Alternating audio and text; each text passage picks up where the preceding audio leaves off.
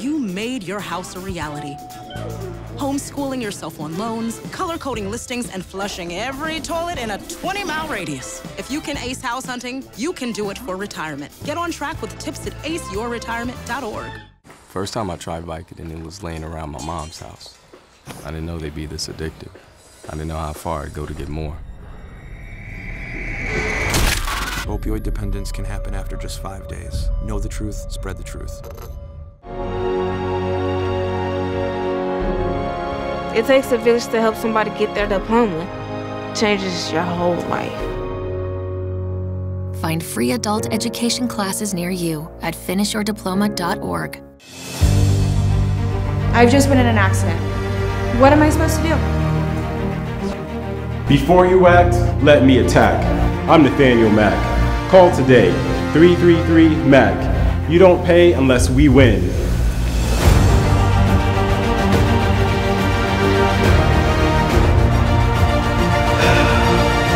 Let's call Mac. Let's call Mac. Nothing to do this week? Don't miss another event. Go to blacksinsanantonio.com for our event calendar. The home of the largest business directory in San Antonio with an African-American focus. Sign up today for our weekly e-blast and text message alerts. Help us make this a better community. Connect, empower, grow.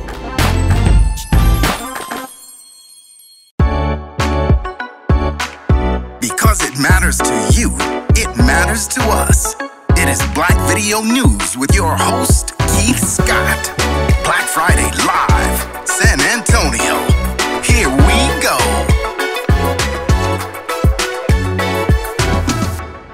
I want to thank you all for tuning in to Black Friday Live. I'm your host, Keith Scott. You know where we come with hot topics and always subject matter and with a special guest. Now, today's special guest right here on Black Friday Live, she's been putting in work in this city for so many years, but she's also right now a publisher and a writer, and she's getting ready to release her new book, Mrs. Cynthia Freeman Gibbs. How we doing, Cynthia? I'm doing great. How are you, Keith? I am doing well. Thank you for being on Black Friday Live. I'm glad to be here. Now, it's been a while because maybe a year ago you were on Black Friday Live and we were talking about Heal the Healer. Yes. But tell my viewers a little bit about yourself. Okay. I am a native of Lansing, Michigan, but I moved to San Antonio in 2002. Michiganer, yes.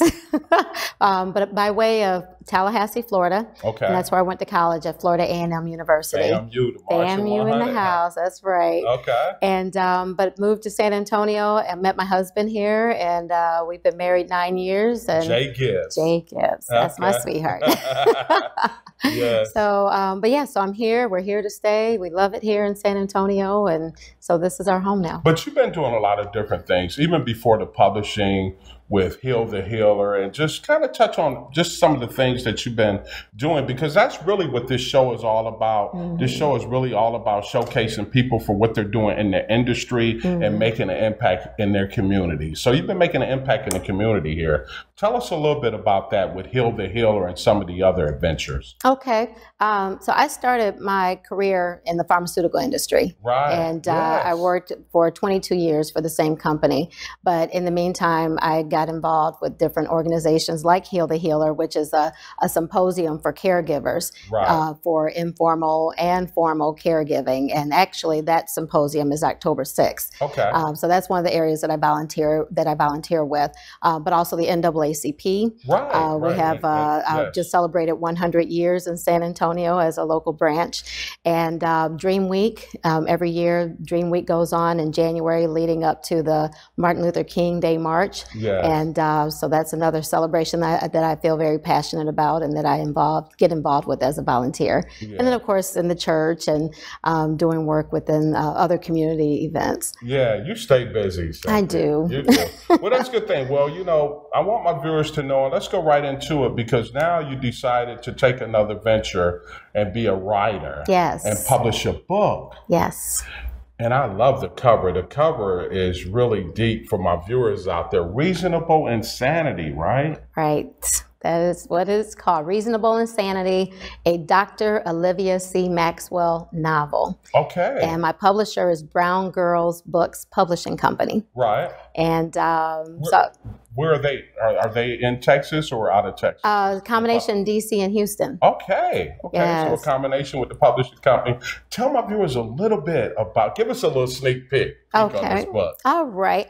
So the book is about Dr. Olivia C. Maxwell, and she's a clinical psychologist, and she is dealing with some of the issues that we find that either we have dealt with or people that we know, where you put this mask on and from the outside, everything looks great, but inside you're living a nightmare because of being caught up in a whirlwind of different emotions and behaviors and things that you can reason out as far as saying, I did this because, but it actually is a way of expressing insanity to others. And so we will dive into Olivia's life in college in Tallahassee. Now, she didn't go to FAMU because she's a little too crazy for FAM. But she was in Tallahassee. She was in Tallahassee. And but we look at what she dealt with colorism. She's a beautiful, dark-skinned woman, but she was raised by parents who were light-skinned. Her sister was light-skinned, so there was more love shown to her sister than there was to her. And so she deals with not quite embracing being a dark-skinned woman, but also she deals with bulimia. And so in the Black community, you don't hear so much about Black women dealing with bulimia. It could be one of those things that we just don't talk about. But she did it because of a boyfriend who told her in order to fit in with his image that she needed to lose more weight. Now, she's 5'10", weighs 135 pounds, track star in high school, but he thinks she could stand to lose some weight. So she ends up on this spiral down in terms of this eating disorder. Then we take she dealt with some really serious stereotypes. Yes, and it affects her in terms of self-destruction, but also she becomes destructive in terms of how she handles her relationships. And so we'll see a little more of that as we progress to her adult life here in San Antonio. And one of her best friends from college ends up in the same city here, and they now are experiencing some additional drama in terms of the relationships that she ends up in. It sounds like an interesting storyline. It is. Now, Cynthia, with this book, you're getting ready to publish it for my viewers. September 12th is your publishing date, the release date for the book, right? Yes. So it's a day I'm looking forward to because it's been quite a journey to get to this date. But it will be available on Amazon and Barnes & Noble and where people can purchase the book through those. What made you want to just, decide to write this book, Cynthia? So over the years, I've written, but never did anything serious. I helped my father write a book about my mother, tried to write a book about 10 years ago, and I just didn't have the time. And then in 2016, I went to the library to get a book to read and planned on just sitting and enjoying a day of reading. And instead, I started reflecting on a friend that had a tragic end. And I thought about all the things that she experienced in her life, and then realized that those experiences were not just isolated to her, but a lot of the people that I know, and even some of my own situations.